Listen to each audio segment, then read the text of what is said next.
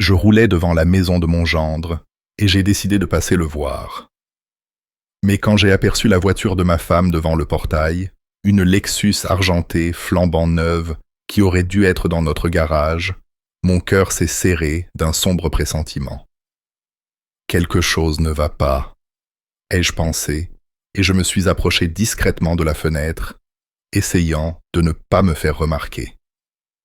Ce que j'ai entendu à l'intérieur a détruit et changé mon monde à jamais. Avant de continuer, veuillez vous abonner à la chaîne et nous faire savoir d'où vous écoutez dans les commentaires. Quand le vieil imbécile aura enfin signé les papiers, nous aurons tout ce que nous avons prévu. La voix de Marguerite a flotté à travers la fenêtre entr'ouverte, comme du poison dans mes veines. J'étais figé dans ma voiture devant la maison de Brianna, les clés pendant encore du contact. 5 minutes plus tôt. J'avais appelé ma fille pour la surprendre avec un dîner. Désolé, papa, je ne suis pas à la maison. Mais Damien est là. Il travaille sur des dossiers, avait-elle dit joyeusement. Pourtant, voici la Lexus argentée de Marguerite, garée effrontément dans l'allée. J'ai coupé le moteur et me suis approché de la fenêtre, les jambes tremblantes. À travers l'interstice des rideaux, je pouvais les voir clairement. Ma femme, depuis 25 ans, affalée sur le canapé de ma fille comme si elle était chez elle, et Damien, appuyé contre la bibliothèque, avec cette expression suffisante que j'avais appris à détester. Le calendrier est parfait, disait Damien, sa voix d'avocat nette de satisfaction. Déposer en juin, invoquer des différences irréconciliables. Avec les nouvelles lois françaises, Marguerite a droit à la moitié de tout ce qui a été acquis pendant le mariage, plus une pension alimentaire à vie. Marguerite a ri. Ce sont cristallins que j'avais autrefois trouvés charmants. L'entreprise de construction à elle seule vaut 12 millions d'euros. Ajoutez les biens locatifs, la maison de vacances, les investissements. Nous parlons de près de 20 millions d'euros au total. Mes mains tremblaient. Alors que je cherchais mon téléphone, appuyant sur « Enregistrer » juste au moment où Damien poursuivait sa dissertation juridique. Le plus beau, c'est sa nature confiante. Alain n'a aucune idée que nous documentons ses biens depuis des mois. Relevé bancaire, titre de propriété, évaluation d'entreprise, tout est déjà copié. Il a désigné une chemise cartonnée sur la table basse. Il nous a pratiquement donné les clés de son royaume. 2 ans à jouer à l'épouse dévouée, a dit Marguerite, examinant ses ongles manucurés. Faire semblant de s'intéresser à ces ennuyeuses histoires de construction, hocher la tête avec sympathie quand il s'inquiétait de la paix. Mon Dieu, cet homme croit vraiment que je l'aime. Une brindille a craqué sous mon pied. Ils se sont tous les deux figés en pleine conversation, tournant la tête vers la fenêtre comme des cerfs effrayés. Je me suis pressé contre le mur de briques, le cœur battant à tout rompre, la sueur perlant malgré la fraîcheur d'avril. Tu as entendu quelque chose? La voix de Marguerite portait une note de suspicion. Probablement juste le chat du voisin, a répondu Damien après une pause. Tu es paranoïaque. Peux-tu me blâmer si Alain découvrait ça avant que nous soyons prêts? Il ne le fera pas. Cet homme ne verrait pas une conspiration, même si elle portait un panneau lumineux. Le rire de Damien ne contenait que du mépris. D'ici septembre, tu seras divorcé, riche et libre de faire ce que tu veux avec qui tu veux. Je me suis forcé à rester caché jusqu'à ce que leur conversation reprenne, mon téléphone capturant chaque mot venimeux. Quand je suis finalement retourné à ma voiture 15 minutes plus tard, mon monde entier avait basculé sur son axe. 25 ans de mariage réduits à une séance de stratégie juridique entre ma femme et mon gendre. Le dossier sur cette table basse me hantait. Des mois de planification, de documentation, de préparation. Pendant que je travaillais 16 heures par jour pour construire notre avenir, il planifiait systématiquement sa destruction. Je me suis assis sur le siège conducteur, fixant mes mains serrées autour du volant. Les mêmes mains qui avaient bâti un empire de la construction à partir de rien, qui avaient offert tout le confort dont Marguerite jouissait, qui l'avaient accompagnée jusqu'à l'hôtel lorsque son propre père avait refusé d'assister à notre mariage. La voix de Marguerite a résonné dans ma mémoire. Cet homme croit vraiment que je l'aime. Le pire, c'est que jusqu'à il y a 30 minutes, je le croyais absolument. La porte d'entrée s'est ouverte juste au moment où j'allais prendre mes clés de voiture. Marguerite a émergé la première, son sac à main de créateur se balançant nonchalamment à ses côtés, suivi par Damien, ajustant sa cravate avec une précision étudiée. Aucun des deux ne s'attendait à me trouver assis dans ma Honda, et le choc s'est inscrit sur le visage de Marguerite comme une gifle. Alain, sa voix a monté d'une octave. « Qu'est-ce que tu fais, ici ?» J'ai forcé mon expression à ressembler à la normale, bien que mon pouls battait la chamade dans mes oreilles. 25 ans de mariage m'avaient appris à lire ses humeurs, mais apparemment, elle avait joué un rôle tout ce temps. Je viens de finir une inspection de chantier à proximité, ai-je menti avec fluidité, sortant de la voiture. J'ai pensé passer voir Brianna. Damien s'est rapproché de Marguerite de manière protectrice, ses instincts d'avocat s'activant. Ses yeux gris pâles ont étudié mon visage avec une intensité inconfortable, cherchant des fissures dans mon histoire. « Elle n'est pas là », a dit Marguerite rapidement. Nous étions juste... J'aidais Damien à organiser des documents juridiques pour un client. Le mensonge a roulé de sa langue avec une aisance habituelle. Combien de mensonges avais-je avalé au fil des ans, sans poser de questions. Oh, j'ai gardé ma voix légère, conversationnelle. Je pensais que tu serais au travail jusqu'à 18 heures aujourd'hui. Tu n'as pas mentionné quelque chose à propos de la proposition Henderson ce matin? Un éclair de panique a traversé ses traits. Je suis parti tôt, mal de tête. Désolé d'entendre ça. Je me suis tourné vers Damien avec une amabilité feinte. Vous travailliez sur une affaire intéressante? Division d'actifs, a-t-il répondu sans réfléchir, puis s'est repris.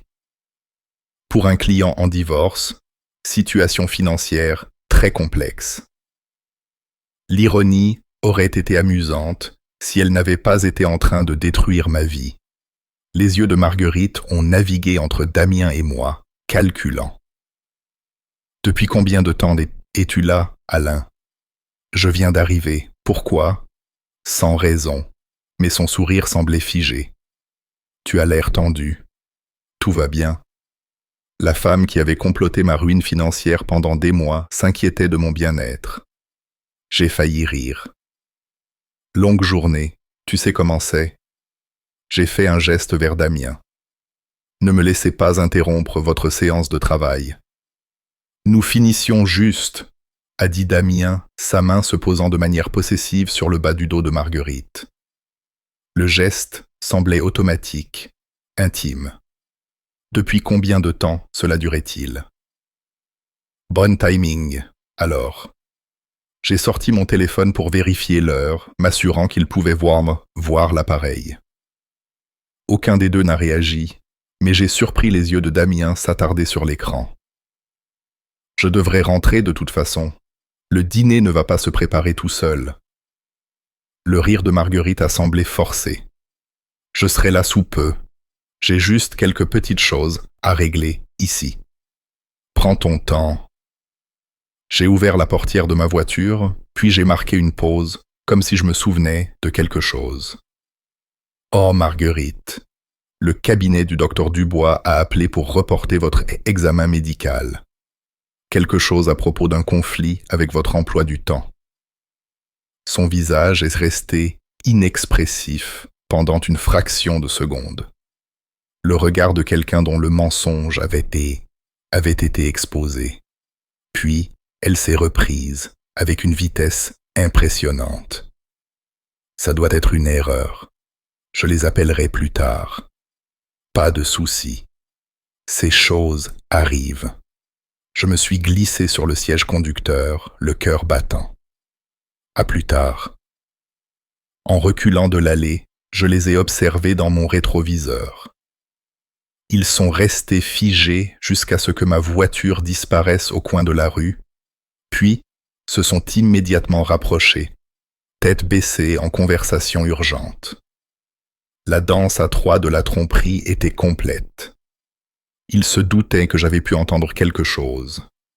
Je savais qu'ils prévoyaient de me détruire, et nous faisions tous semblant que tout était parfaitement normal.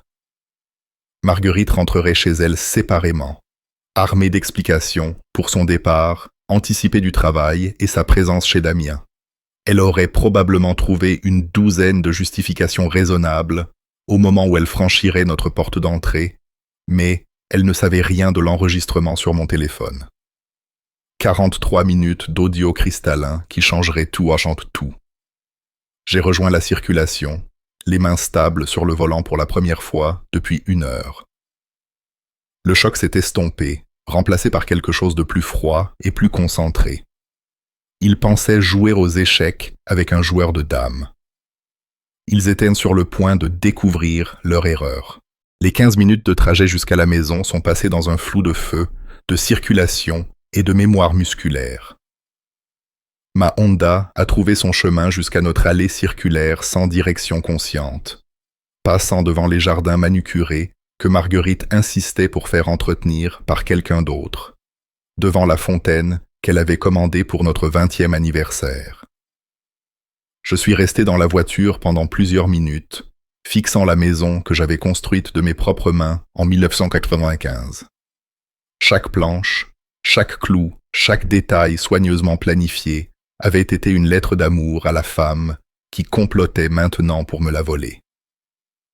La porte d'entrée s'est ouverte sur un silence qui semblait différent maintenant, non pas paisible, mais vide. La présence de Marguerite avait toujours rempli ses pièces de bavardage sur sa journée, de plaintes sur les voisins, d'excitation à propos de nouveaux achats. Maintenant, je me demandais à quel point tout cela n'était qu'une performance. La photo de mariage sur la cheminée a attiré mon regard en premier. 15 décembre 1987. Marguerite radiant en soie ivoire. Moi maladroit, dans un smoking de location. Nous deux, rayonnant de ce que je croyais être un bonheur authentique. Elle avait 22 ans, travaillait comme secrétaire chez Morrison et associée en centre-ville. J'avais 37 ans, mon entreprise de construction commençait enfin à générer de vrais profits après 10 ans de journées de 12 heures et de dîners de nouilles instantanées.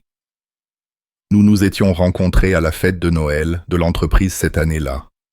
Morrison était un client. J'avais rénové leur bureau le printemps précédent.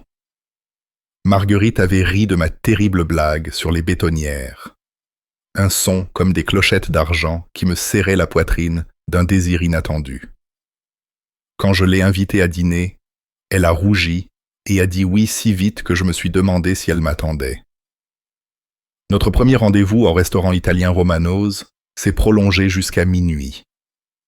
Elle a écouté avec un intérêt sincère, alors que je décrivais mes rêves de construire quelque chose de durable, quelque chose qui nous survivrait à tous les deux. Ses yeux pétillaient quand je parlais des maisons que je voulais créer, des familles que je voulais abriter. « Tu ne construis pas seulement des structures », avait-elle dit, tendant la main sur la table pour toucher la mienne. « Tu construis des foyers. » J'avais fait ma demande 6 mois plus tard. La table de la cuisine tenait notre carte de 25e anniversaire de décembre dernier. L'écriture de Marguerite, toujours élégante à l'encre bleue. À mon merveilleux mari, merci d'avoir réalisé tous mes rêves. à 25 ans de bonheur de plus. Tout mon amour, Marguerite. Tout son amour. La phrase avait un goût amer maintenant. Je me suis dirigé vers le salon où les photos de bébé de Brianna tapissaient les étagères intégrées que j'avais fabriquées pendant la grossesse de Marguerite. 8 juin 1995, le jour de la naissance de notre fille. Marguerite, épuisée mais radieuse, tenant notre miracle au visage rouge comme si elle avait été créée pour la maternité. Ces premières années avaient été les plus heureuses de ma vie. Marguerite s'était jetée dans son rôle de mère avec la même intensité qu'elle avait autrefois mise à planifier notre mariage. Réunions parents-professeurs, matchs de football, fêtes d'anniversaire avec des thèmes élaborés. Elle documentait chaque instant avec une fierté maternelle féroce. « Tu es le meilleur père du monde », m'a-t-elle dit le soir où Brianna a obtenu son baccalauréat, les larmes coulant sur son visage, alors que nous regardions notre fille accepter son diplôme. Elle va faire des choses incroyables grâce aux fondations que tu lui as données. Les fondations que je lui ai données, pas nous. Les fissures étaient-elles déjà apparentes? Je me suis enfoncé dans mon fauteuil inclinable en cuir, celui dont Marguerite se plaignait toujours qu'il était trop laid pour le salon formel, et j'ai laissé les souvenirs m'envahir. Notre croisière pour le 10e anniversaire en Alaska. Marguerite sincèrement ravie par les glaciers et la faune. La remise de diplôme de Brianna à l'université, nous pleurant tous en la voyant traverser la Seine avec son diplôme de psychologie. Les matins de Noël, remplis de rires et de chaos. Marguerite insistant sur des décorations élaborées qui prenaient des semaines à installer et une journée à démonter. Quand la gratitude s'était-elle transformée en droit? Quand le merci de me donner cette vie était-il devenu « nous méritons tellement plus », l'enregistrement sur mon téléphone détenait la réponse. Marguerite ne m'aimait plus depuis des années, peut-être des décennies. Chaque baiser, chaque célébration d'anniversaire, chaque « je t'aime » murmuré dans l'obscurité avait été calculé. Une manipulation conçue pour me faire travailler, gagner, accumuler des richesses qu'elle pourrait éventuellement revendiquer comme les siennes. 25 ans de ma vie réduits à une séance de stratégie juridique. Je me suis assis dans l'obscurité grandissante de notre salon, entouré des preuves de ce que je croyais être un mariage heureux. Et j'ai senti quelque chose de froid et d'analytique s'installer sur le chagrin. Marguerite pensait qu'elle jouait le long terme, se positionnant pour un gain financier maximal tout en maintenant une dénégation plausible. Elle n'avait aucune idée que son mari possédait le même esprit stratégique qui avait bâti un empire de la construction à partir de rien. Le jeu était sur le point de changer. Le silence du salon m'a enveloppé alors que je me forçais à penser comme l'homme d'affaires que j'avais toujours été. Quand le comportement de Marguerite est-il passé d'un partenariat sincère à un positionnement calculé? La réponse a-t-il venue avec une clarté inconfortable. 2020, lorsque Cole Construction a décroché le contrat du centre municipal de Morrison. 50 millions d'euros sur 3 ans, le plus grand projet de l'histoire de l'entreprise. J'étais rentré à la maison ce soir d'avril, m'attendant à des célébrations, peut-être du champagne, et certainement le soutien enthousiaste qui m'avait soutenu à travers chaque étape précédente. Au lieu de cela, Marguerite était assise à la table de la cuisine avec un magazine immobilier et une calculatrice. Cela signifie que nous pouvons enfin nous offrir la maison de la rue des Ormes, avait-elle annoncé sans lever les yeux. Celle avec l'allée circulaire et la piscine. Les Henderson en demandent 82 millions d'euros. Pas de félicitations pour la réussite, pas de fierté pour le travail qui emploierait 300 personnes pendant 3 ans. Juste une concentration immédiate sur ce que mon succès pouvait lui acheter. Marguerite, je n'ai même pas encore commencé le projet. Il y a le travail de conception, les permis, les négociations avec les sous-traitants. Mais l'argent est garanti, n'est-ce pas? Elle m'avait enfin regardé, ses yeux verts calculants. Je veux dire, une fois que tu as signé le contrat, la ville doit payer. La conversation avait duré 2 heures et heures. Elle avait détaillé les dépenses jusqu'au dernier euro.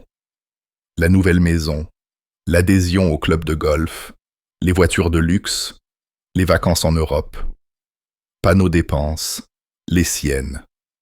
Les pronoms étaient révélateurs, bien que j'ai été trop concentré sur la logistique du projet pour le remarquer.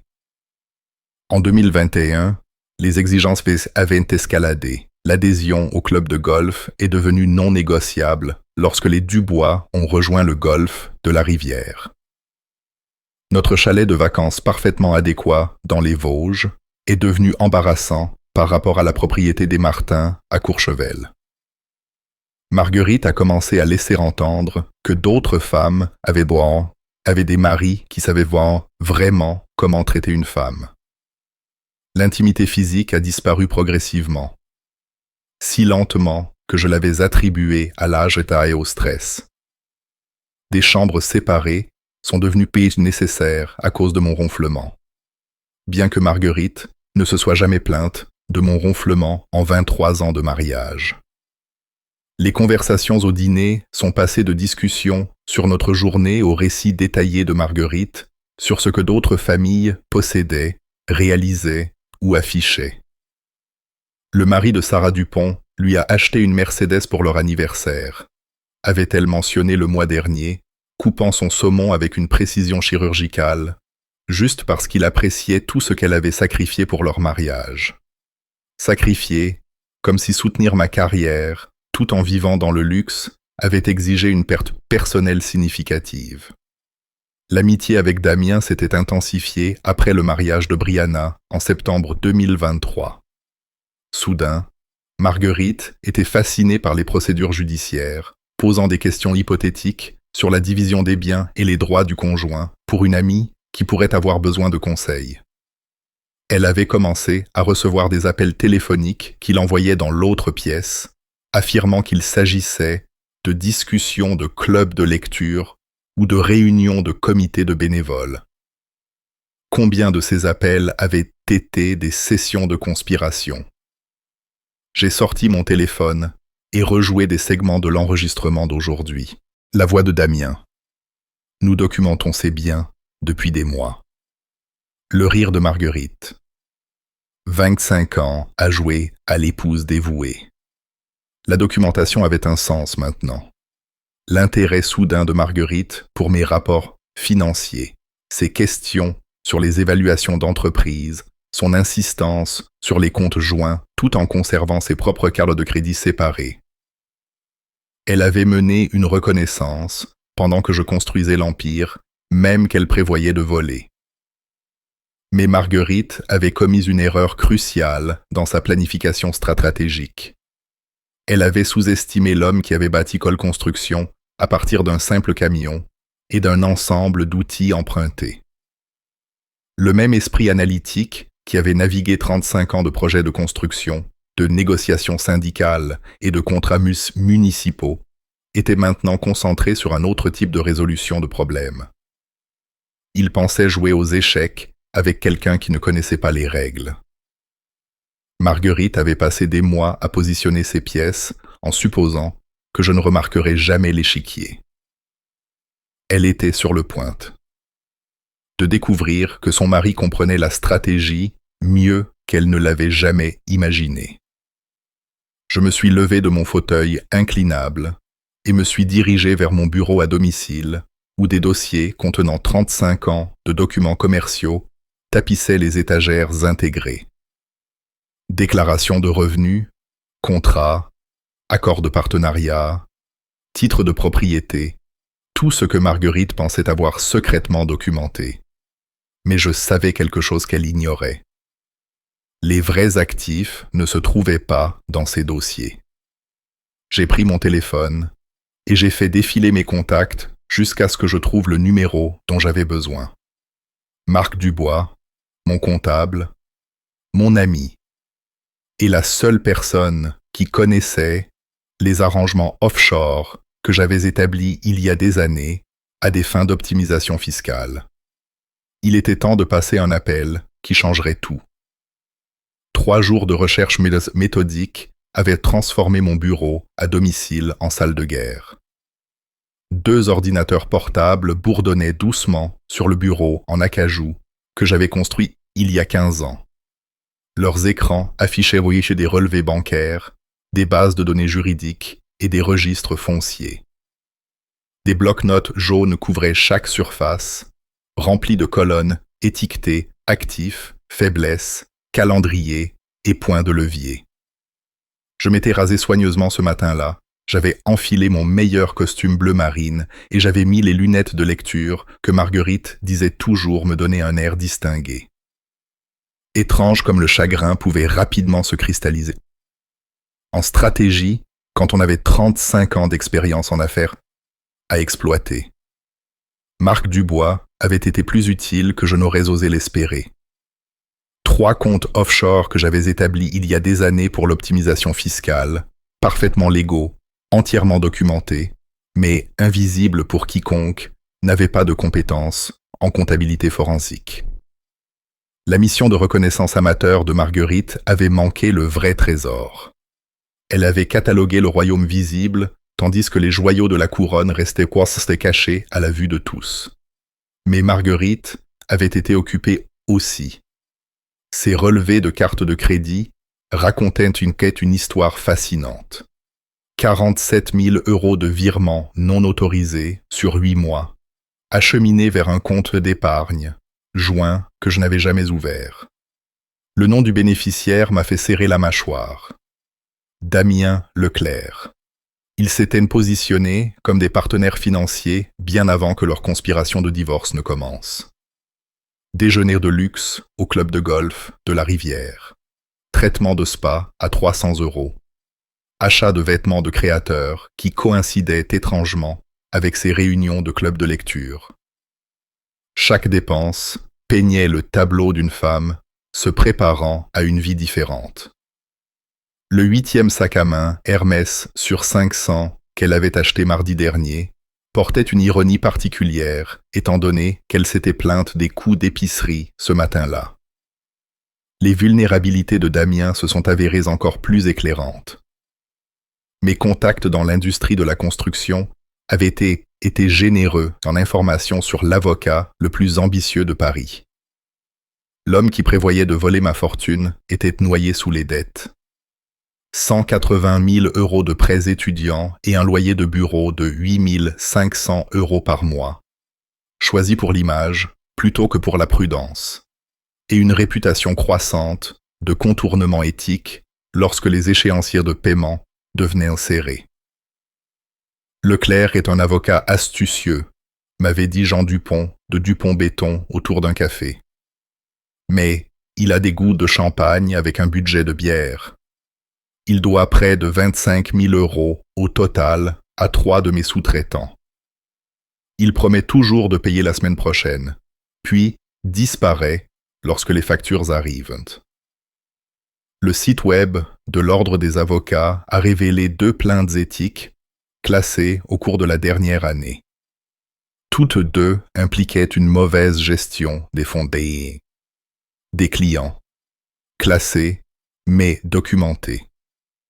Dans les cercles juridiques, même les plaintes infructueuses laissaient des taches sur les réputations professionnelles. Je me suis penché en arrière dans mon fauteuil en cuir, examinant les informations recueillies au cours de 72 heures d'enquête patiente. Marguerite et Damien avaient catastrophiquement sous-estimé leur adversaire. Ils avaient assez vu un mari confiant qui travaillait de longues heures et questionnait rarement les dépenses du ménage. Ils n'avaient pas réussi à reconnaître l'esprit analytique qui avait bâti Cole Construction à partir d'un simple camion en une entreprise de 12 millions d'euros. Le téléphone a sonné, me tirant de ma rêverie stratégique. Le nom de Brianna a clignoté sur l'écran. « Salut ma chérie, J'ai gardé ma voix chaleureuse, normale. Comment se passe ta journée? Papa, j'ai quelque chose à te demander. Son ton portait la neutralité prudente qu'elle utilisait avec les patients en difficulté.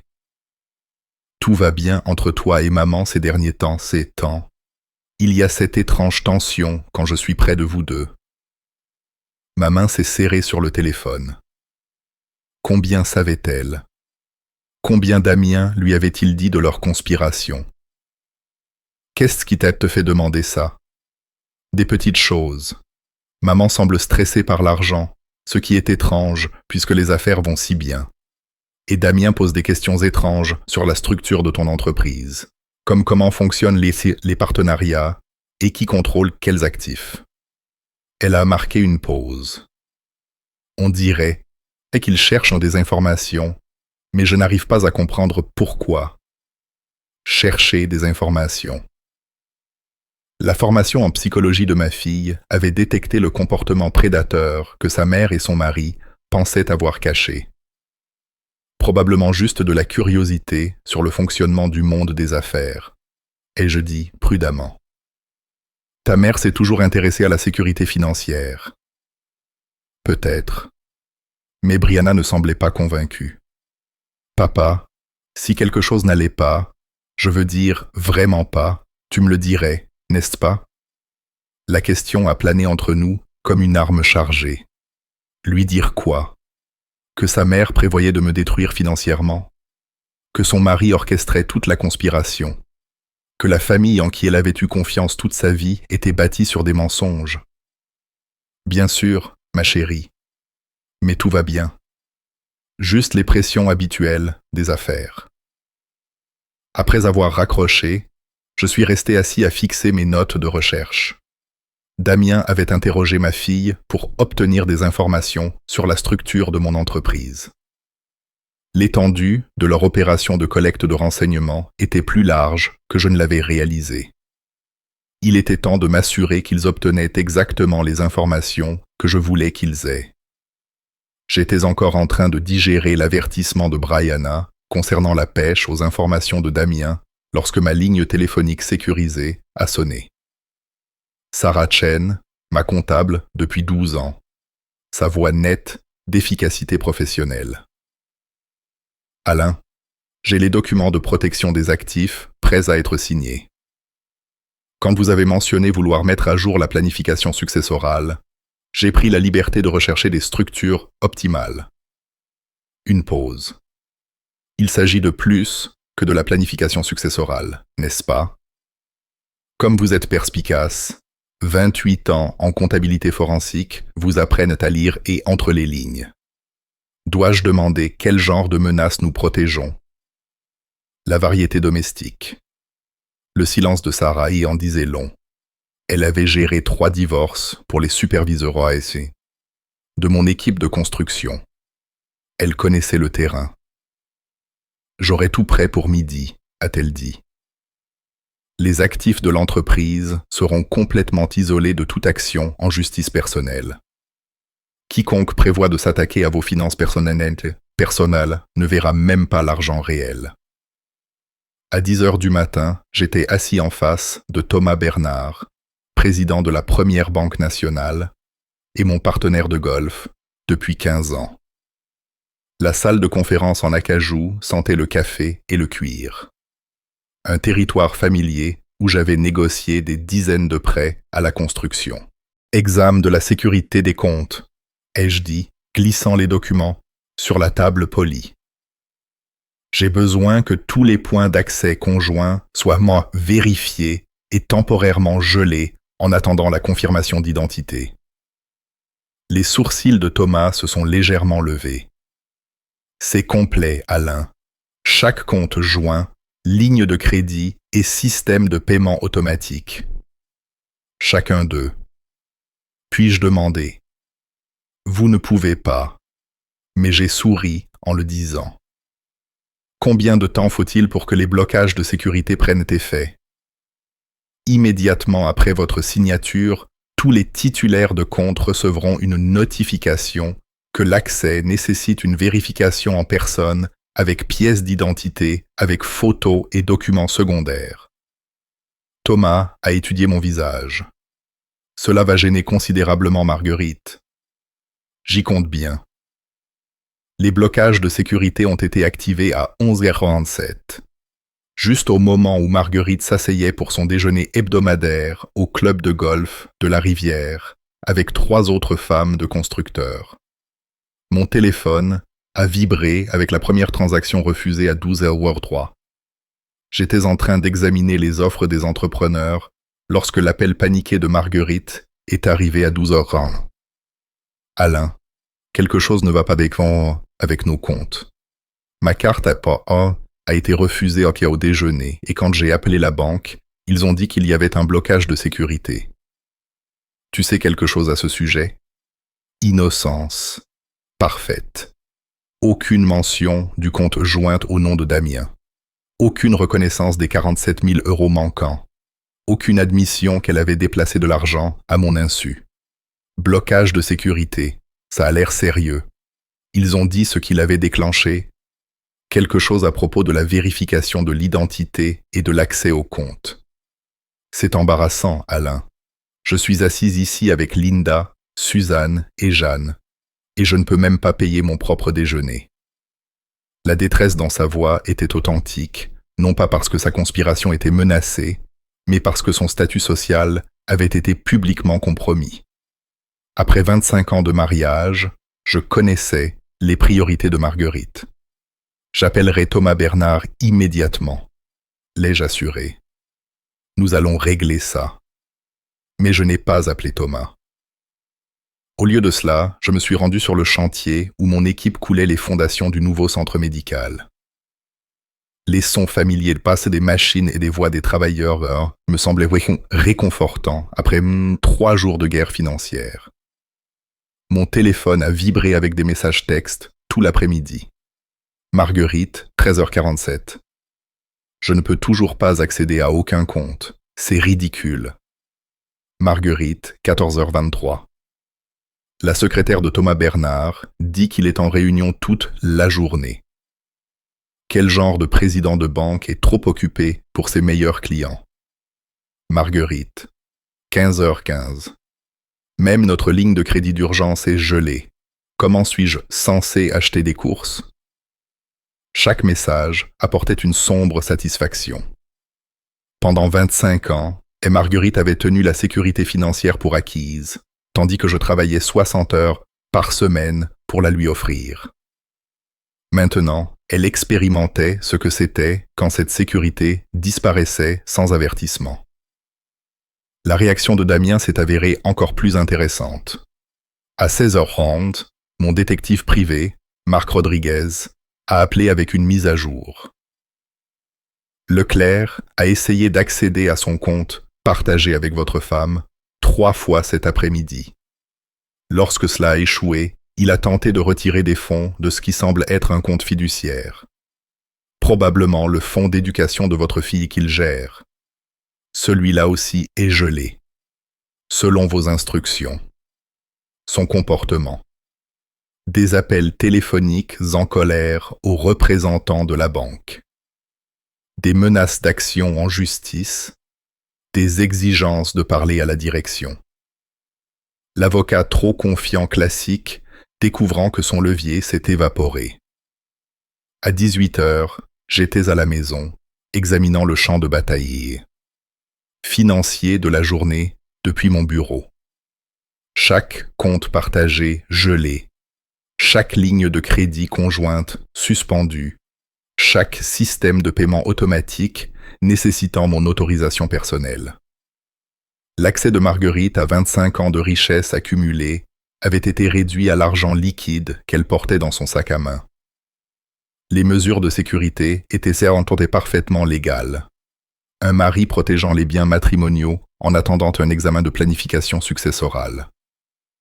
Thomas Bernard confirmerait que les protocoles bancaires standards avaient été suivis précisément. Mais Marguerite et Damien comprendraient parfaitement le message. L'homme qu'ils avaient prévu d'embusquer financièrement ne jouait plus la défense. Mon téléphone a sonné à 18h37. Le numéro de Marguerite, mais la voix qui répondrait serait désespérée maintenant, pas manipulatrice. Il était temps de voir à quelle vitesse les conspirateurs se retournaient loin les uns contre les autres lorsque leur plan commençait à s'effondrer. Le gardien de sécurité, après les heures de bureau chez Leclerc, est associé et a à peine levé les yeux, alors que Marguerite se précipitait dans le hall à 19h15, ses talons claquant frénétiquement sur le sol de marbre. Je le savais, parce que Marc Rodriguez s'était positionné dans le café d'en face, avec une vue dégagée sur l'entrée du bâtiment. L'appel frénétique que Marguerite avait passé depuis notre allée, « Damien, il faut qu'on parle tout de suite. Quelque chose a terriblement mal tourné », avait été assez fort pour que notre voisin l'entende. Non pas que Marguerite se souciait de la discrétion, maintenant. Au 14e étage, le bureau d'angle de Damien brillait d'une intensité de session d'urgence. À travers sa fenêtre, n'importe qui avec des jumelles pouvait voir deux silhouettes penchées sur une table de conférence, couverte de documents, leur langage corporel criant « Gestion de crise, il sait ». La voix de Marguerite a traversé l'ancien système de ventilation du bâtiment jusqu'au cabinet comptable d'à côté, où le contact de Marc maintenait un bureau. Alain sait quelque chose, et il coupe tout. Je n'ai même pas pu acheter de l'essence pour ma voiture. La réponse de Damien a été nette, professionnelle. Sa voix de litige engagée. Le timing n'est pas une coïncidence. Il y a 3 jours, tu as dit qu'il s'était présenté inopinément chez Brianna, juste au moment où nous discutions de stratégie. Il a dû entendre quelque chose. Combien a-t-il pu entendre? Assez pour comprendre. Nous ne jouons pas. Des papiers ont bruissé alors que Damien examinait des documents. Marguerite, nous devons supposer qu'il a enregistré notre conversation. Tout ce que nous avons dit sur les actifs, le calendrier, la stratégie, tout cela potentiellement documenté. Le silence qui a suivi en disait long. 2 conspirateurs réalisant que leur victime avait eu plusieurs coups d'avance alors qu'ils se félicitaient de leur intelligence. Qu'est-ce qu'on fait? La voix de Marguerite avait perdu sa confiance d'antan. Nous accélérons tout. Plus d'approche progressive. Plus de positionnement prudent. Lundi matin, je dépose une demande de divorce d'urgence avec pension alimentaire immédiate. Nous affirmons qu'Alain se livre à des abus financiers en restreignant votre accès aux biens matrimoniaux. Abus financiers? Le ton de Marguerite s'est aiguisé d'intérêt. Ça a l'air juridiquement convaincant. Damien a terminé. Nous le dépeignons comme un mari contrôlant qui utilise l'argent pour manipuler et intimider. Les comptes gelés deviennent la preuve de ces schémas abusifs. Pas une stratégie défensive. Plus de papier qui se froissent, le son d'un esprit illégal passant en mode attaque totale. J'aurais besoin que vous documentiez les cas d'abus émotionnels, de contrôle financier, de tactiques d'intimidation. Repensez à votre mariage. Chaque fois qu'Alain a pris des décisions financières sans vous consulter, chaque fois qu'il a remis en question vos dépenses, chaque fois qu'il a utilisé l'argent pour influencer votre comportement, ça va être difficile. Damien. Alain n'a jamais été contrôlant avec l'argent. Au contraire, il a été trop généreux. Alors, nous recadrons la générosité comme de la manipulation. Le fait qu'il vous ait pourvu devient la preuve qu'il a créé une dépendance financière pour maintenir le contrôle. Chaque cadeau, chaque luxe, chaque choix de vie confortable devient la preuve de sa stratégie d'isolement systématique. L'audace à couper le souffle était impressionnante par son ampleur. Il prévoyait de transformer 25 ans de dévouement et de générosité d'Alain en arme, tordant chaque acte d'amour en preuve d'abus. « Et Brianna ?» a demandé Marguerite. Elle ne va pas automatiquement prendre mon parti. Sa formation en psychologie la rend sceptique à l'égard de tout. C'est parfait, en fait. La voix de Damien portait la satisfaction d'un homme qui avait trouvé son argument de clôture.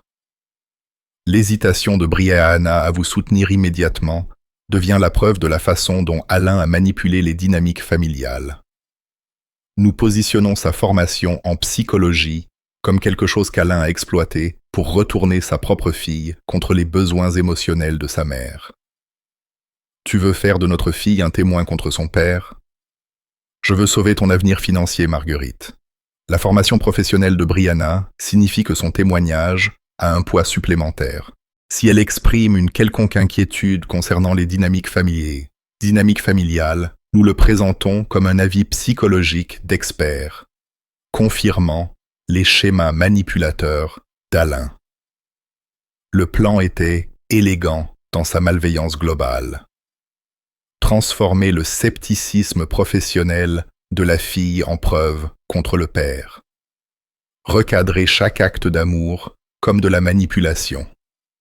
Transformer la protection financière défensive en preuve d'abus. Lundi matin, a poursuivi Damien, je dépose une demande d'ordonnance restrictive d'urgence, empêchant tout mouvement d'actifs supplémentaires.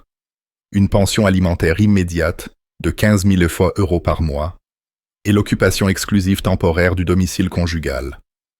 D'ici mercredi, nous l'aurons dépeint comme un mari abusif qui a besoin d'une surveillance judiciaire pour empêcher toute nouvelle intimidation financière. Et s'il riposte, alors nous intensifions. Accusation de harcèlement s'il vous contacte directement. Allégation de harcèlement s'il enquête sur nos activités. Allégation d'abus émotionnel s'il remet en question l'une de nos accusations. La voix de Damien portait une satisfaction froide. La beauté du droit de l'abus domestique est que le déni devient une preuve de culpabilité. Plus il se bat, plus il semble contrôlant. Le rire de Marguerite ne contenait aucune chaleur. Pauvre Alain, il n'a aucune idée de ce qu'il a déclenché. 25 ans à jouer au mari confiant. Il est temps de lui apprendre que les gentils finissent derniers. Ils ont passé 1 heure de plus à coordonner leurs histoires, à établir des méthodes de communication sécurisées et à se préparer à ce que Damien appelait une guerre juridique totale. Chaque conversation, chaque interaction, chaque transaction financière serait documentée comme preuve du schéma d'abus systématique d'Alain. La conspiration avait évolué d'une simple saisie d'actifs à une campagne de diffamation visant à détruire non seulement les finances d'Alain, mais aussi sa réputation, sa relation avec sa fille et sa position dans la communauté qu'il avait contribué à bâtir pendant 3 décennies. Alors que Marguerite quittait enfin le bâtiment à 21h30, son téléphone vibrait déjà avec le premier message, texte stratégique de Damien. Souviens-toi, tu n'es plus une femme en colère. Tu es une victime terrifiée, trouvant enfin le courage d'échapper à ton agresseur. La guerre avait officiellement commencé. Le samedi matin a trouvé Marguerite et Brianna au Café Luna, le bistrot où elles partageaient des brunchs mensuels mère-fille depuis 5 ans. Marguerite avait choisi leur table d'angle habituelle, intime, privée, parfaite pour les conversations confidentielles. Mais cette fois, elle s'était positionnée comme une femme, cherchant l'aide professionnelle de sa fille plutôt que son soutien maternel. « Brianna, il faut que je te parle de ton père. » La voix de Marguerite portait une vulnérabilité soigneusement calibrée. Je crois que quelque chose ne va pas avec lui mentalement. Brianna a posé sa tasse de café avec la précision délibérée qu'elle utilisait lorsqu'elle passait en mode thérapeute. Quel genre de problème, maman? Comportement contrôlant, pensée paranoïaque. Il restreint mon accès à nos comptes, affirmant que c'est pour des raisons de sécurité. Mais Marguerite a laissé sa voix s'éteindre, permettant à l'imagination de sa fille de combler les lacunes. Depuis combien de temps cela dure-t-il? Des mois, peut-être plus. Je l'ai juste attribué au stress du travail. Mais hier, il m'a complètement coupé de tous les comptes que nous partageons. Je n'ai même pas pu acheter de déjeuner. Brianna s'est penchée en avant. Sa formation psychologique engagée malgré l'implication personnelle. Maman, le contrôle financier peut être une forme d'abus domestique, mais cela peut aussi être une gestion financière légitime lors de transitions commerciales ou de préoccupations juridiques. Quelle est l'explication de papa? La question était trop directe, trop professionnellement neutre. Marguerite s'attendait à un soutien émotionnel, pas à une analyse clinique. Il prétend que c'est une sécurité de compte de routine.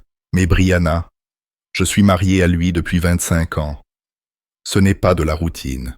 C'est une punition pour quelque chose. Une punition pour quoi? Marguerite a hésité. Combien pouvait-elle révéler sans exposer sa propre conspiration?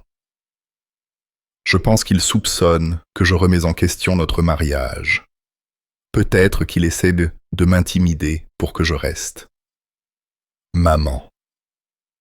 La voix de Brianna portait la patience de quelqu'un qui avait passé des années à traiter des patients manipulateurs. Est-ce que tu me dis que papa t'abuse financièrement pour empêcher le divorce? Ou est-ce que tu me dis que tu envisages le divorce et que papa protège ses biens? La distinction était trop proche de la vérité. Marguerite a changé de tactique. Je te dis que ton père a montré des changements de comportement préoccupants. Et en tant que psychologue, je pensais que tu pourrais avoir des éclaircissements sur ce qui se passe. En tant que psychologue, je dirais que les changements de comportement majeurs ont généralement des déclencheurs identifiables. Que s'est-il passé il y a 3 jours qui aurait pu amener papa à restreindre soudainement l'accès au compte? L'esprit de Marguerite a tourné à toute vitesse. Brianna était trop bien formée pour accepter la manipulation émotionnelle sans preuve. Chaque question révélait les lacunes dans le récit de victime de Marguerite. Je ne sais pas ce qui l'a déclenché. C'est ce qui me fait peur. Mais Brianna étudia le visage de sa mère avec un détachement clinique, lisant les micro-expressions et les incohérences verbales avec une compétence professionnelle. Maman, demandes-tu des conseils psychologiques? Ou me demandes-tu de prendre parti dans un conflit conjugal? La question brutale a brisé la stratégie de manipulation de Marguerite. Sa fille n'allait pas lui fournir le soutien émotionnel qui validerait son récit de victime. Je te demande de m'aider à comprendre ce qui arrive à notre famille. Alors je te suggère d'avoir une conversation honnête avec papa sur ses préoccupations au lieu de me demander de le psychanalyser sur la base de ton interprétation de son comportement. Marguerite a quitté le café 10 minutes plus tard, furieuse du détachement professionnel de sa fille et inquiète des implications. Si Brianna refusait de soutenir automatiquement les affirmations de sa mère, le récit de victime s'effondrerait sous un examen professionnel. Pendant ce temps, à 40 mètres de là, au siège de Cole Construction, je recevais des informations qui allaient remodeler tout le champ de bataille. L'appel de Jean Dupont est arrivé à 10h15, juste au moment où j'examinais les rapports de chantier du week-end. Alain, je pensais que tu voudrais savoir. Damien Leclerc a des problèmes avec l'ordre des avocats. On dit qu'ils enquêtent sur sa gestion des paiements des entrepreneurs dans l'affaire Martin. Quel genre de problème? 3 sous-traitants ont déposé des plaintes pour non-paiement le mois dernier. Leclerc a perçu les honoraires de son client, mais n'a jamais versé les paiements aux artisans. Une violation classique du compte de tiers, s'ils peuvent le prouver. J'ai posé mon café, mon esprit calculant immédiatement les implications. À quel point est-ce sérieux? Assez sérieux pour que l'ordre des avocats ait programmé une audience pour la semaine prochaine. Leclerc se démène pour trouver 23 000 € pour rembourser les sous-traitants avant la fin de l'enquête. 23 000 €, le montant exact que Damien devait, selon mes recherches. Jean, ces sous-traitants seraient-ils prêts à discuter de leur expérience avec Leclerc si quelqu'un de la communauté de la construction les contactait? Absolument. Ces gars sont furieux. Leclerc a promis de payer pendant 6 mois, avait toujours des excuses, blâmait toujours les retards sur son client ou les procédures judiciaires. Ce sont de petits opérateurs qui ne peuvent pas se permettre d'absorber ces pertes. J'ai passé les 3 heures suivantes à passer des appels téléphoniques stratégiques. Robert Martin, de Martin Électricité, qui attendait depuis 8 mois 7 400 €.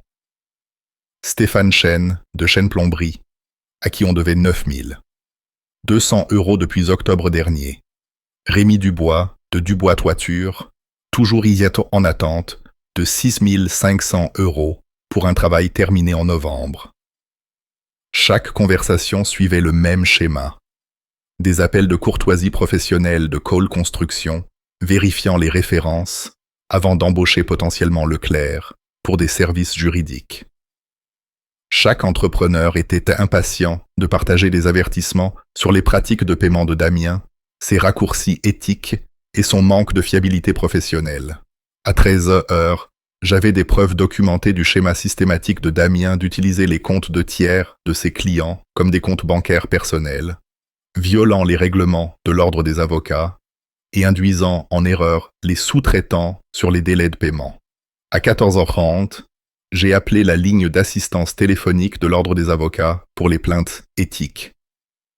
Je voudrais déposer une plainte formelle pour inconduite d'avocat, ai-je dit à la spécialiste de l'accueil.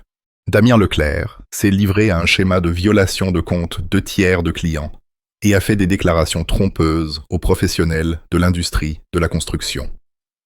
Le formulaire de plainte demandait une documentation détaillée. J'ai fourni les noms des entrepreneurs, les montants dus, le calendrier des fausses déclarations et les preuves de l'abus systématique des fonds des clients par Damien. 3 entrepreneurs supplémentaires ont accepté de servir de témoins si nécessaire. À 16 heures, le cabinet d'avocats de Damien recevait des appels de l'ordre des avocats concernant des procédures d'enquête accélérées et une présence obligatoire à l'audience. Sa réputation professionnelle, le fondement de sa conspiration contre moi, était maintenant sous examen éthique formel. À 16h37, mon téléphone a vibré avec un message texte de Marc Rodriguez. Leclerc vient de quitter son bureau avec 3 boîtes de dossiers, se dirigeant vers sa voiture. « Tu veux que je le suive ?»« Pas besoin, ai-je répondu. Je sais exactement où il va. » Damien se dirigerait directement vers Marguerite, la panique l'emportant sur sa prudence habituelle. La conspiration qui avait commencé avec confiance et une planification minutieuse était sur le point de devenir une course désespérée pour la survie. Laissez-les paniquer. Laissez-les faire des erreurs. La vraie guerre ne faisait que commencer. 2 jours de crise professionnelle avaient donné à Brianna le temps de digérer tout ce qu'elle avait appris. Le trajet jusqu'au siège de Cole Construction ressemblait à un voyage vers un règlement de compte qu'elle avait évité toute sa vie d'adulte. Mon immeuble de bureau se dressait solidement contre le ciel d'avril. Briques, acier et travail honnête. Tout ce que la tour de verre de Damien prétendait être, mais ne l'était pas. Sarah, ma secrétaire depuis 8 ans, a salué Brianna avec la chaleur réservée aux membres de la famille qui se présentaient réellement sur les chantiers et aux pique-niques d'entreprise. Il vous attend, ma chérie. Allez-y.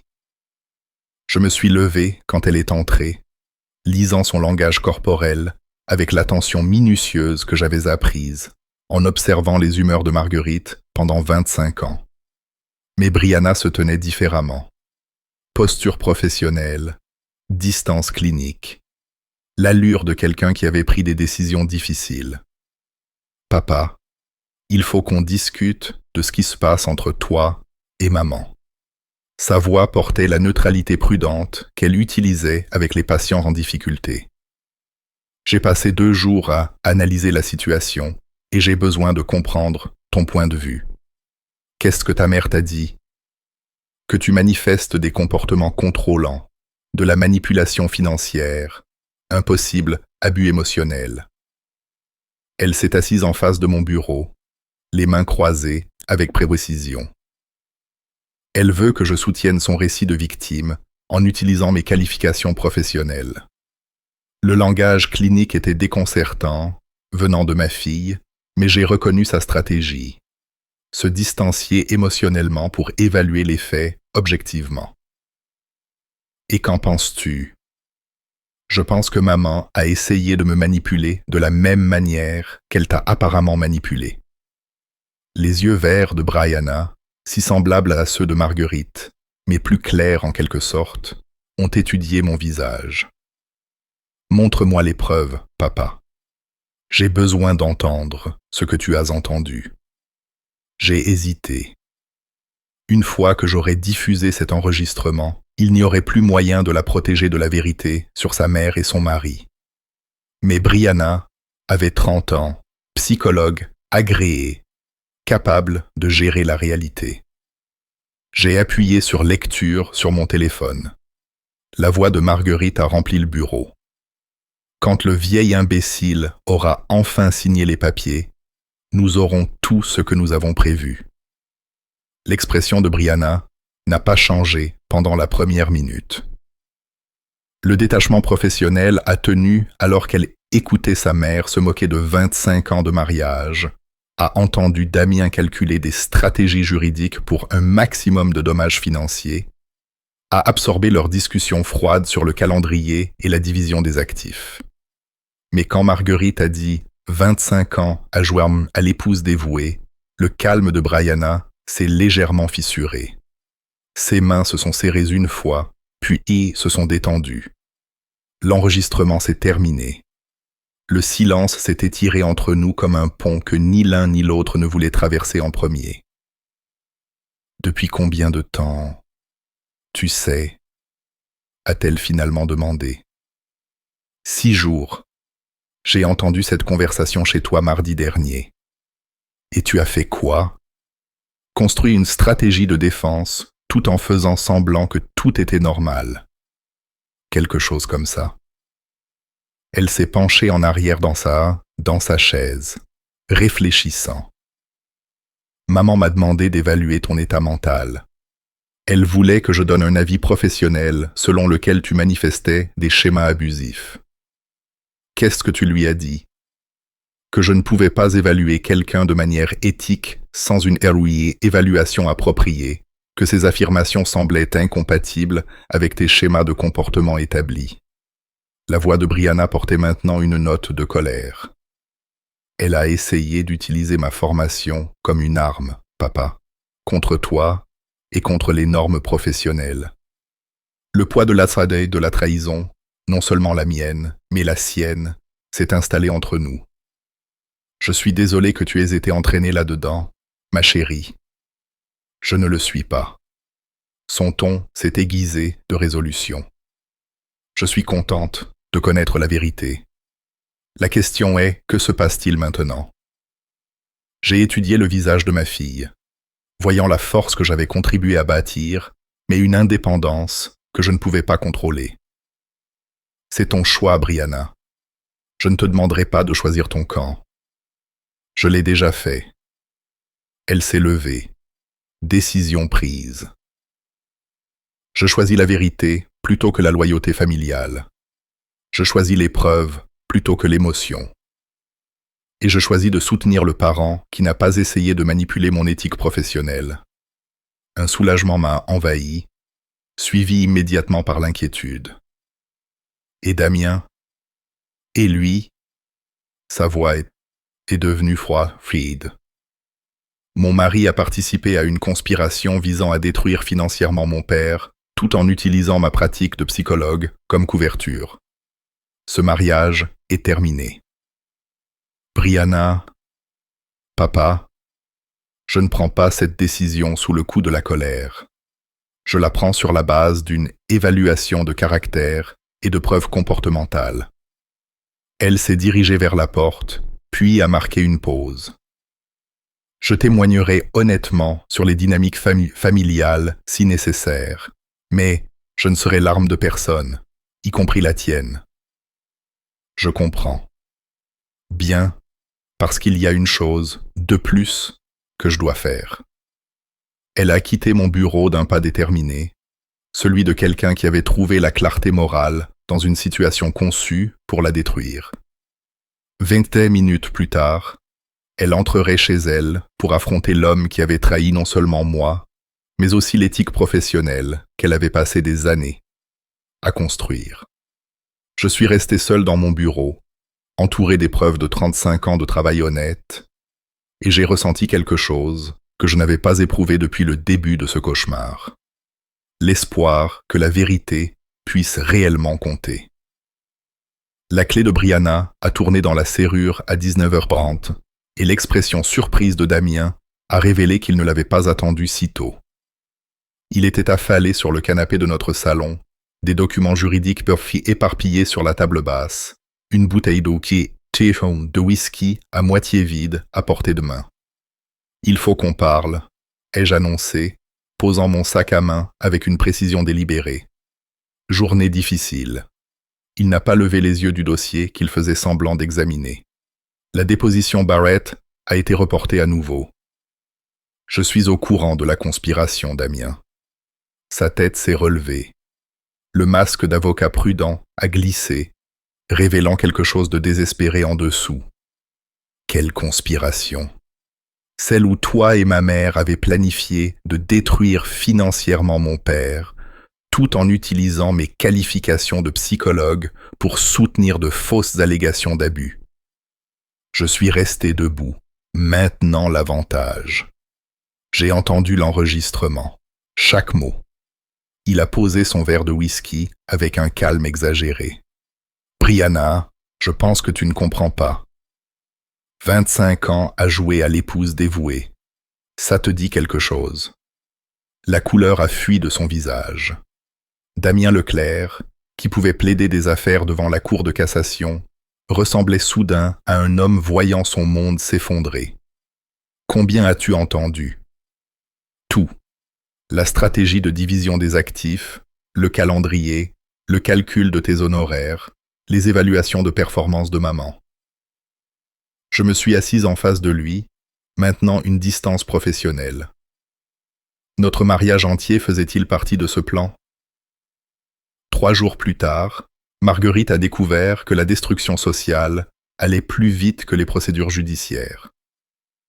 La salle à manger du club de golf de la Rivière bourdonnait de conversations de brunch du samedi, mais des groupes de femmes se sont tus à son approche. Linda Dubois, sa partenaire de bridge depuis 5 ans, est devenue fascinée par ses œufs bénédicts lorsque Marguerite s'est arrêtée pour dire bonjour. Suzanne Martin a prétendu un appel téléphonique urgent plutôt que de poursuivre leur conversation.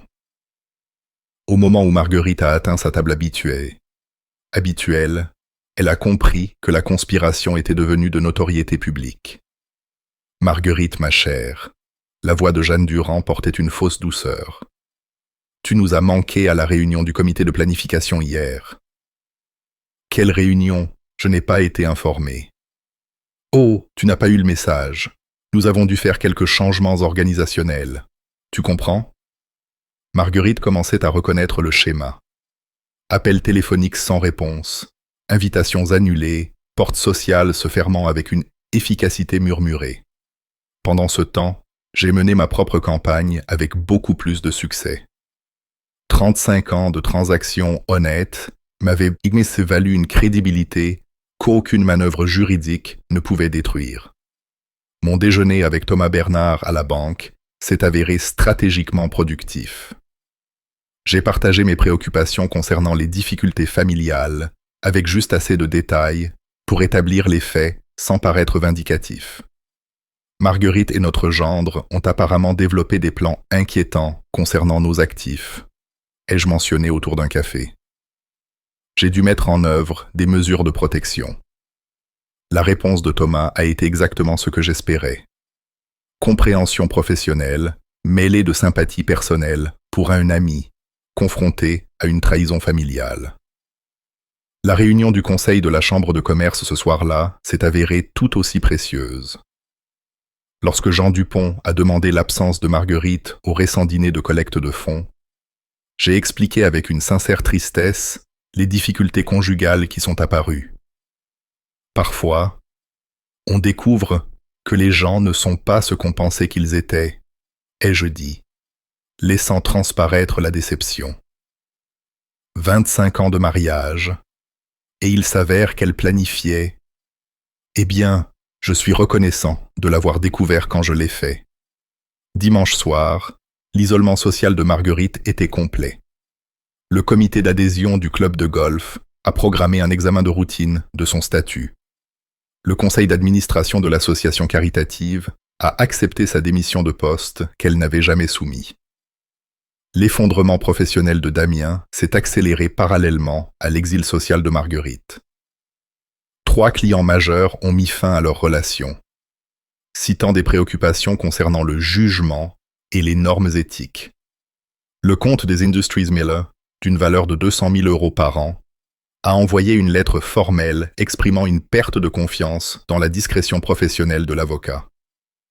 L'appel téléphonique frénétique de Marguerite à Damien dimanche soir portait un désespoir que je pouvais entendre à travers les minces murs de leur appartement. Tout le monde sait, Damien. Tout le monde. Je ne peux plus me montrer nulle part dans cette ville. Nous déposerons des requêtes d'urgence lundi matin. Forçons Alain à une position défensive. Avant quoi? Avant que tu perdes ta licence d'avocat, avant que je ne retourne chez ma sœur en Bretagne. Leur séance de récrimination mutuelle a duré jusqu'à minuit. 2 conspirateurs découvrant que la culpabilité partagée n'était pas la même chose que les solutions partagées. Le lendemain apporterait leur dernier coup de dé désespéré. J'étais prêt. Le lundi matin à trouver Marguerite au bureau de Linda Rousseau, une avocate spécialisée dans le divorce dont la réputation de tactique de terre brûlée lui avait valu à la fois la notoriété et des honoraires élevés. La salle de conférence vitrée donnait sur le palais de justice où Marguerite espérait me détruire. Mais l'expression de l'avocate suggérait un optimisme limité. Madame Dubois, j'ai examiné vos documents. La voix de Linda portait un scepticisme professionnel. Les mesures de protection financière de votre mari semblent juridiquement solides. Les titulaires de comptes conjoints ont le droit de restreindre l'accès en cas de discorde conjugale. Mais c'est un abus financier. Le désespoir de Marguerite a transpercé sa persona de victime. Il contrôle tous les aspects de mon accès à l'argent que nous avons gagné ensemble. L'argent qu'il a gagné, selon les déclarations de revenus couvrant 25 ans. Linda a consulté ses notes. Vos contributions de revenus semblent minimes. Vous n'avez pas été employé en dehors du foyer depuis 1989. Le visage de Marguerite a rougi. Être femme athée au foyer avait représenté le luxe et la sécurité. Maintenant, cela ressemblait à une preuve de dépendance. Qu'en est-il des abus émotionnels, des tactiques d'intimidation? Quels incidents spécifiques pouvez-vous documenter? La question est restée en suspens. Marguerite avait passé des nuits blanches à essayer de construire des schémas d'abus crédibles à partir de 25 ans de considération et de générosité authentique d'Alain. Il est contrôlant avec l'argent. Toujours. Pouvez-vous fournir des exemples de menaces, d'intimidation physique, d'isolement de la famille ou des amis? Eh bien non, mais... Madame Dubois, les affaires d'abus domestiques exigent des preuves. Votre mari vous a-t-il déjà menacé physiquement? Vous a-t-il empêché de quitter la maison? A-t-il surveillé vos communications? Chaque question a creusé des trous dans le récit fabriqué de Marguerite. Alain n'avait jamais élevé la voix avec colère, n'avait jamais restreint ses activités, n'avait jamais remis en question ses amitiés. 10 pâtés de maison plus loin, Damien a découvert que les enquêtes de l'ordre des avocats se déroulaient avec une efficacité bureaucratique lorsqu'il voulait des réponses. L'appel du comité d'éthique du lundi matin avait des implications au-delà des retards de paiement des entrepreneurs. Maître Leclerc, Nous avons reçu des plaintes supplémentaires concernant votre gestion des comptes de tiers de clients. En particulier des allégations selon lesquelles vous auriez utilisé des fonds de clients pour des dépenses personnelles. En attendant la résolution des affaires. La main de Damien s'est serrée sur le téléphone. Ces allégations sont infondées. J'ai toujours tenu une comptabilité appropriée. Nous avons des documents de Martin Électricité montrant des factures soumises il y a 8 mois avec des promesses de paiement en attente de l'approbation du client. Pourtant, votre client a réglé il y a 6 mois. Où sont ces fonds actuellement? La réponse était son compte courant personnel, où les paiements des entrepreneurs avaient été détournés pour couvrir le loyer du bureau et les prêts étudiants.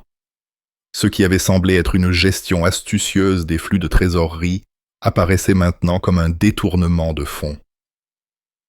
Il y a peut-être eu des retards administratifs. Maître Leclerc, nous avons programmé une audience formelle pour jeudi matin. Vous aurez besoin de dossiers financiers complets pour tous les comptes clients remontant à 18 mois. Mercredi soir, Marguerite et Damien avaient atteint le désespoir qui engendre des décisions dangereuses. Leur séance de stratégie d'urgence dans le bureau presque vide de Damien ressemblait à des généraux planifiant un assaut final sans munitions. Nous devons déposer des plaintes pour violences domestiques, a annoncé Marguerite avec une fausse confiance. C'est le seul moyen de le forcer à une position défensive. Marguerite, les fausses allégations de violences domestiques sont des accusations criminelles si nous sommes pris, étant donné les preuves qu'il a probablement. Quelles preuves?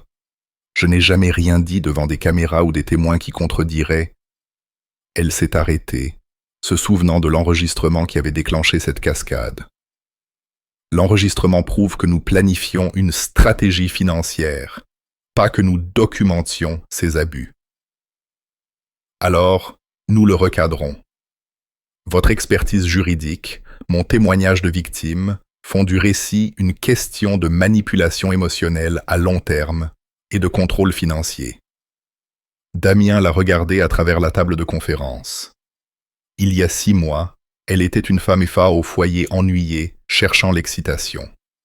Maintenant, elle proposait un parjure devant un tribunal fédéral. Si cela échoue, nous risquons tous les deux des accusations criminelles. Si nous n'essayons pas, je suis confronté à la pauvreté, et tu es de toute façon confronté à la radiation. La voix de Marguerite portait le calcul de quelqu'un qui avait tout perdu, sauf la capacité d'entraîner les autres dans sa chute. Au moins, de cette façon, nous nous battons. L'audience d'ordonnance restrictive du jeudi matin déterminerait si leur coup de poker réussissait ou s'ils avaient simplement fourni à Alain plus de preuves de conspiration. Aucun des deux ne réalisait que leur adversaire avait passé toute la semaine à documenter chaque appel téléphonique, chaque réunion désespérée, chaque mensonge qu'ils avaient raconté aux avocats et aux amis. Alain Dubois ne se défendait plus seulement. Il construisait un dossier d'accusation. Le palais de justice de Paris semblait différent le 1er mai, comme si 35 ans de réputation honnête s'étaient cristallisés en quelque chose de tangible que je pouvais emporter au combat. La juge Patricia Lambert a présidé le tribunal des affaires familiales avec une efficacité sans fioriture, ayant vu toutes les formes de tromperie familiale imaginables. Marguerite était assise à la table du plaignant avec Linda Rousseau, portant la tenue soigneusement choisie d'une femme battue. Robe conservatrice, maquillage minimal, comportement nerveux qui aurait pu être authentique étant donné les enjeux. Madame Dubois, a commencé la juge Lambert, examinant la requête d'ordonnance restrictive d'urgence. Vous alléguez que votre mari s'est livré à des abus financiers et à de l'intimidation. Pouvez-vous décrire des incidents spécifiques qui vous ont fait craindre pour votre sécurité? La voix de Marguerite a tremblé d'une vulnérabilité étudiée. Votre honneur, pendant des mois, mon mari a restreint mon accès à nos comptes, surveillé mes dépenses, proférer des menaces sur ce qui se passerait si j'essayais de partir. Quel genre de menaces, Madame Dubois? Des menaces financières, que je me retrouverais sans rien, qu'il utiliserait ses relations d'affaires pour détruire ma réputation. Marguerite a marqué une pause pour les faits. La semaine dernière, il m'a complètement coupé de l'accès à l'argent, même pour les nécessités de base. J'ai regardé ma femme depuis 25 ans se parjurer avec une confiance croissante. Chaque mensonge s'appuyait sur le précédent, créant un abus fictif d'un homme qui avait passé des décennies à lui offrir tout le confort qu'elle avait exigé. La juge Lambert s'est tournée vers mon avocat, Jean Martin. Le défendeur souhaite-t-il répondre? Jean s'est levé avec une autorité calme, acquise grâce à 30 ans de pratique du droit sans parjure. Votre honneur, nous avons des preuves que les allégations de Madame Dubois sont non seulement fausses, mais font partie d'une conspiration délibérée visant à frauder le défendeur de ses biens matrimoniaux. C'est une allégation sérieuse, maître. Nous avons un enregistrement audio de Madame Dubois et de son co-conspirateur, Damien Leclerc, planifiant exactement ce scénario il y a 6 semaines. Le visage de Marguerite est devenu blanc. Linda Rousseau a chuchoté frénétiquement à l'oreille de sa cliente. Mais le contrôle des dégâts était impossible lorsque tout votre dossier était bâti sur des mensonges. Je voudrais présenter la pièce A, a poursuivi Jean, connectant son téléphone en voix au système audio de la salle d'audience. La voix de Marguerite a rempli la salle. Quand le vieil imbécile aura enfin signé les papiers, nous aurons tout ce que nous avons prévu. Pendant 43 minutes, la juge Lambert a écouté la conspiration complète se dérouler.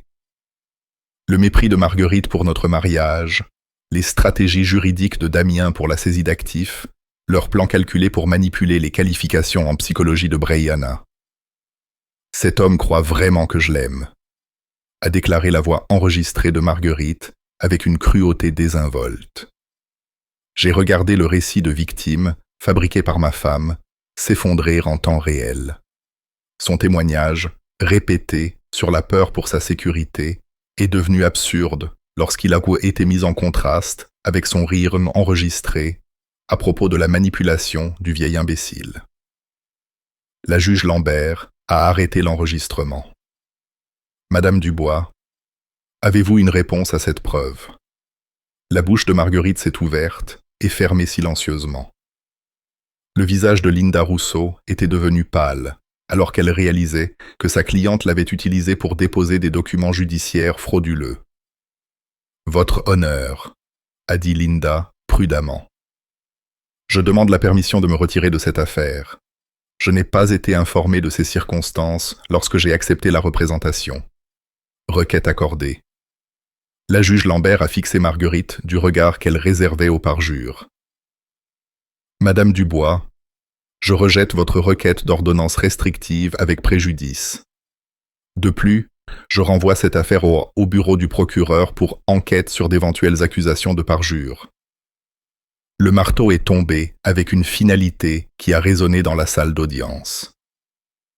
2 semaines plus tard, le règlement du divorce reflétait la spectaculaire erreur de calcul de Marguerite. Sa tromperie documentée a éliminé toute réclamation à une pension alimentaire, et l'accord prénuptial qu'elle avait oublié, signé avec empressement en 1987, la limitait à une division minimale des actifs. La suspension de la licence d'avocat de Damien est devenue une révocation permanente lorsque l'Ordre des avocats a découvert 127 000 € de fonds clients manquants. La dernière fois que j'ai entendu parler de lui, il avait déménagé en Normandie et travaillait comme assistant juridique. Brianna a demandé le divorce le lendemain de l'audience, invoquant des différences irréconciliables. Elle construit un nouveau cabinet axé sur la thérapie familiale, avec une expertise particulière dans la reconnaissance des schémas de manipulation. 6 mois plus tard, Marguerite travaille dans le commerce de détail, dans le même centre commercial où elle dépensait autrefois mon argent pour des articles de luxe. L'ironie n'est perdue ni pour l'un, ni pour l'autre. J'ai reconstruit la réputation de Cole Construction, plus solide qu'avant. Le soutien de la communauté pendant mes difficultés familiales s'est traduit par de nouveaux contrats et des relations commerciales plus profondes. La maison semble différente maintenant. Plus calme, mais honnête. Plus de conversations jouées ou d'affections calculées. Juste le bruit de la pluie sur les fenêtres que j'ai construites de mes propres mains dans une maison qui est enfin à nouveau la mienne. Marguerite avait raison sur une chose. J'avais vraiment cru qu'elle m'aimait. Maintenant, je connais la différence entre l'amour et la performance. Si vous aimez cette histoire, veuillez aimer cette vidéo, vous abonner à la chaîne et partager vos impressions sur cette histoire dans les commentaires. Pour écouter la prochaine histoire, cliquez sur la boîte à gauche. Merci d'avoir regardé.